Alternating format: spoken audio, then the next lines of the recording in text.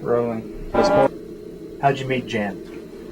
Well, I went to a picture show when I was 14 years old, and I saw this pretty girl, and my heart started thumping. And I said, I wonder if that's her. And it was. And I've spent my life there, and she still makes my heart thump. I love it. You retired first time back in, what was it, 19... Must have been around 87. We had a chance to travel, and I told Jan, let's go, and we took off. And, you know, we traveled through Russia, and I went to the Olympics in Korea, and then I'd fly down to San Juan for black bean soup, and I'd fly to Maui, Hawaii to go jogging. And, you know, I had those good benefits that an airline employee can give you. But I'm going to tell you what, I don't know anywhere I'd rather be than working with these kids day after day. Why is it that you wanted to come back? I mean, why? I mean, you could be playing golf right now, you could be fishing, you could be relaxing down in Florida or out in California or in Arizona, but here you are at a small school, in a small town in Georgia, just still grinding it out. Well, they talked to me here at Trinity, and when I first came down, I said, I don't think I need to be here. Jan and I headed back to the West Coast, spent a couple of weeks, came back. Dr. J.Y. Jones called and said, the Lord says you're the coach we want. Would you come down here? And I said, I don't think he said that to me. I came down, and the Lord knew, you know, I was the one, I guess, because I've really enjoyed being here. I've had a good time. That's great. You were telling me about one of the big reasons why you love doing this is because of the relationship with the kids. Well, you know, it's a chance to touch youngsters. I realize in our area, if it's done right, we have a lot of leverage. We can get them to take a lot of medicine. They may not want that medicine, but there are things that will help them the rest of their life. And when you've got something such as basketball, football that they want to be part of, and they have to want to be. No one would come out here and spend the hours, hundreds, even thousands of hours in a career working for something that doesn't pay them a penny unless they loved it. And these kids love what's here. They want it. Therefore, hopefully we can teach them something besides how to kick a football, or how to shoot a basketball, something about life that'll pay off 15, 20 years from now in other fields and in other battles. That's great. You and your wife really went through a tough turnaround after getting married, and you just had your second child. And this was your first year of coaching. Talk me into the Billy Dean situation and how that really changed everything. Well, that was tough. Our first year, we had a great basketball team. Talent-wise, may have been one of the best teams I've ever coached. Fundamentally-wise, it may have been one of the weakest, but we just had a lot of talent. Had this young man from a mill town who probably was similar to me because I grew up in a cotton mill town myself. And this little boy had worked hard. He had become an outstanding basketball player, Billy Dean Rutledge. Great shooter. I know Whack Hyder at Tech said if that guy can shoot like that, I could use him forever because he's one of the greatest shooters I've ever seen.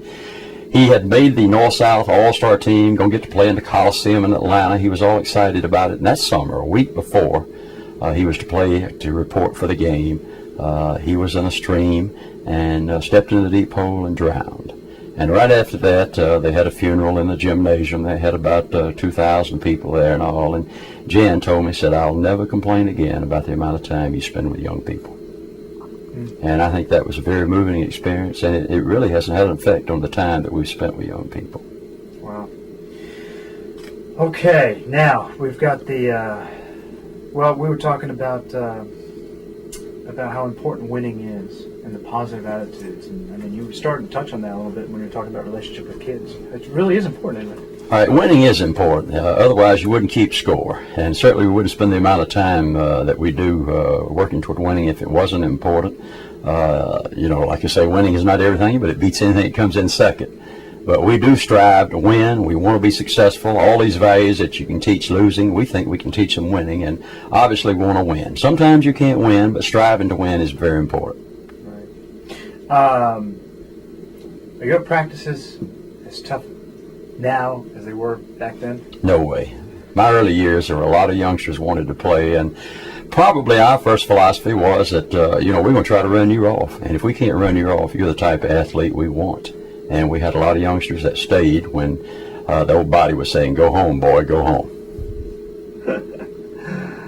Newton County in the record.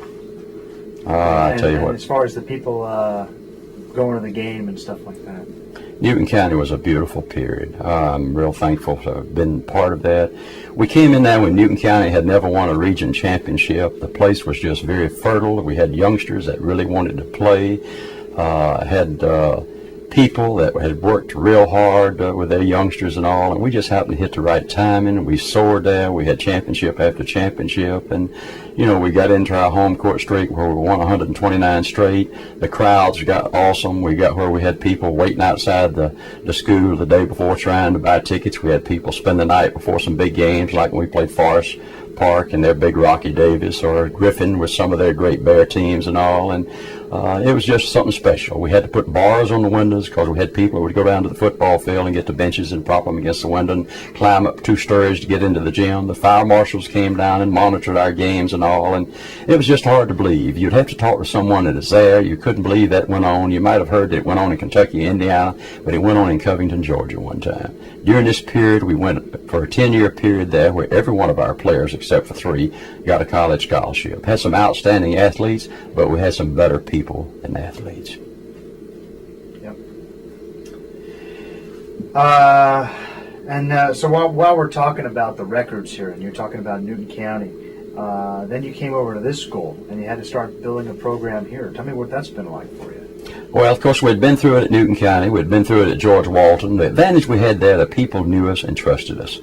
You're going to make some dumb mistakes. At times, you're going to do something and people don't understand it, and they don't realize that you're trying to get to another plateau with that youngster. Sometimes you got to knock one down before you pick him up and hug him and make him feel special. You've got to break him before you can ride the horse sometimes. And when we came here, it was a struggle because these people didn't know me. They might have read about me or heard about me, but they didn't have any reason to trust me. And we've been working for several years trying to build that confidence and that trust. And I really think we're just now getting close to where they realize that I'm here and I want to work with their youngsters. I want to do the best for their youngsters. You read so much and see so much today about people that you can't trust. And, that's my job, is to sell myself, and if they'll trust me, I'd like to think that we can accomplish something. There was a period here, Jim, where I wondered if I was ever going to get to where I thought I could go. I believed in me. I believed in what we were doing. But for a couple of years, I wondered, are we ever going to get this program competitive? We're close, Jim. And then as far as your game plan for the guys and the girls, I mean, you come back, you could, like I said, you could be retired, playing golf and everything else. You come back with a vengeance. Now you're coaching 2 teams at the same time. How do you keep everything straight, and how do you keep track with all those kids? The emotion is a problem. Your girls win big, they're feeling good. Your boys come along and get beat, and you're feeling bad, and sometimes you get confused on whether you're happy or sad. It's beautiful when they both win. We stop and feed them. We all feel happy. And sometimes the emotions is mixed up. Sometimes it's hard to remember whether that girl made the mistake or was it in the boys' game that mistake occurred. But with videotape, you can go back and look and all. And we treat these youngsters like their brothers and sisters, that they're all in this together, that the boys are supporting the girls are supporting the boys. And, one of the beautiful things today is that the girls are athletes. A few years ago, they were little girls. Today, they're athletes. They work just as hard. They're just as dedicated. They cry just as much when they get beat, when things go wrong. It's beautiful working with the ladies today, just like it is with the men. That's great. What about similar offense and defense? Well, our offenses and defenses are very similar. A lot of the things you see in a boys' game that amaze us, you'll see some of them in a girls' game. I doubt that our guys do anything that our girls don't go out and try to duplicate the same thing. We have girls that can tip the ball with one hand. We have girls that can handle the ball. Sometimes I think some of our girls are more fundamentally sound than our guys. We were talking about the emotions before. Ladies usually play first, I would imagine. They play first. You were telling me about how if you win or lose a game prior to coaching the next one, that sometimes that can have an effect on the second game. Well, see, every team takes on a life of its own. The first day or two, maybe it's not very important. A week or two, all of a sudden it's not. But over a period of time, whether it's weeks, months, or years, you reach a point where something is real big. And when you don't succeed, your seniors, maybe they don't accomplish what you've set out for them to do. And they lose, and you have your other team playing right behind them. Sometimes emotionally it's hard to get ready. A few years ago, my 2 sons were playing on one of my teams. Their senior year, and we got beat in the state semifinals. And it was a tough loss. I knew it was the last time I would ever coach my sons. And I had an undefeated girls game, had won something like 31 straight going into the game that night, the semifinals of the state tournament. I had to leave the court 2 times because I broke down emotionally. And yet I knew I had to get ready. My girls were still alive. My boys were through. Even though it was over, I had to get ready for another big game. It was tough. The day of win number 1,000. Walk me through it. What was that like? Well, there were 2 phases to this thing, Jim. The first phase was all the wonderful young men and young women I'd worked with. I thought about so many of them. I thought about all those all-staters and all those great ones. But I thought about some of those who had the misfortune to be on great teams. They were talented people that in other years would have been stars, but did not get a chance to play much. And I always wondered, was it worth those 4 or 5 or 6 years you spent working and not having had a chance to play? And I learned that it was, and I couldn't help but think of those people. I also thought of many of those teachers and coaches who struggled with me back when I was a little old rock there and clay, and saw something in me and encouraged me and hugged my neck and did these things. And several of those I went home and called that day and said, I just want you to know I'm still trying to carry on the same qualities and the same good things that you shared with me. I'm still trying to share it with some young people, and it's still living in your life. In fact, right after that, I had a chance to go to a reunion in Athens, Georgia, when my college baseball coach was turning 80. And I couldn't help but think how important he was to me and what he had taught me, just like Coach Lyman Howard and several other coaches that had worked with me. I was still trying to share some of the things that they had taught me. That's great. And so, but the night it happened, you got the 1,000th. What happened at that point?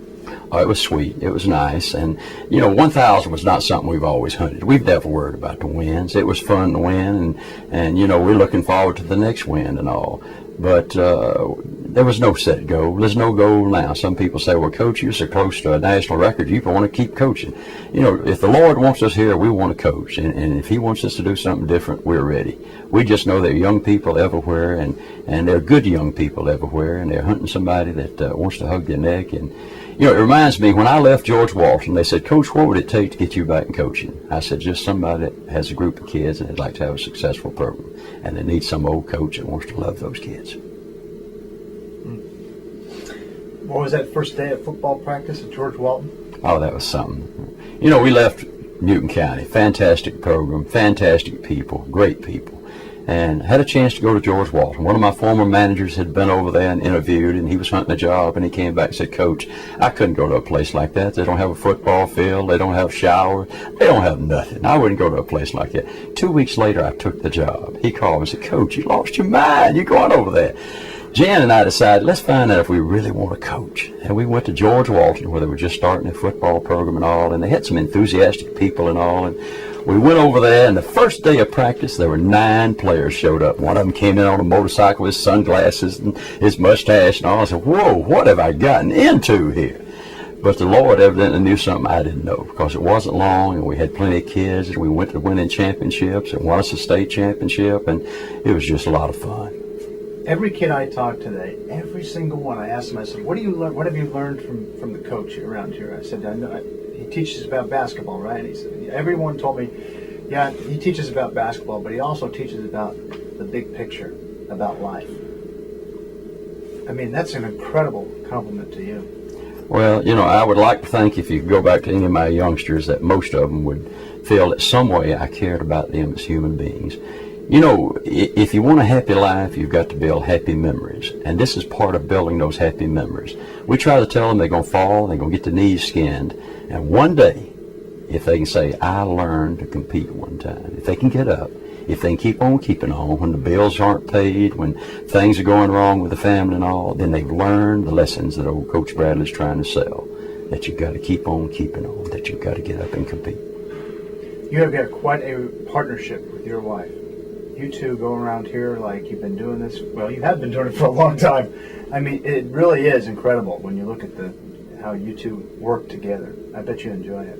I've often wondered what would happen to my coaching career if Jan were not involved in it. She's been such a support. She knows sometimes an awful lot more about what I'm doing than I know. She knows when to knock me upside the head and say, you're wrong, you need to go apologize. She knows when to hug my neck when I need a little hugging and all, and she's just been a great partner. We're going on 40 years together, and I can't imagine coaching without her. if there's one line, couple of lines, whatever the case may be, that could describe your wife to the listening audience, how would you describe it? She's in love with her husband, but her husband's in love with her.